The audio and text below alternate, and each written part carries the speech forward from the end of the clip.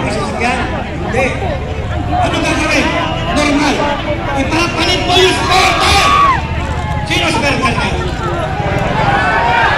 Si Sara! Si Sara. Okay? Pagkapalpak yung inyong gulong na Tamahan ko yun. hindi pwedeng pipilin natin ang kakagustong kayo. Ang butas magugunan. Hindi pwede tayo makakaabot sa paruroonan natin kung ang ating gulong ay flat. Mali! Ang spare ka. Guys, tayo na yung exercise. Ang mga tao ayaw ng ganito. Ang mga tao ang gusto ng taong bayan, tapusin natin to. Bukas, pagka araw ni Bonifacio, lumaban tayo, tumayo tayo.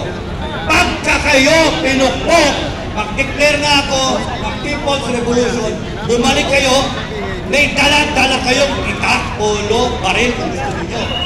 We will protect ourselves. We will protect ourselves.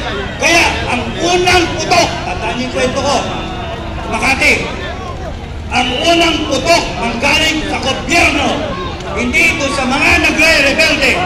Yun yung kwento ko. And naayos ang sitwasyon noon. Lahat silang may bala, may baril. Pero naayos. Kasi yung gobyerno nag-isip, si Enrile, General Enrile, tanggalin yung baril, tanggalin yung magazine.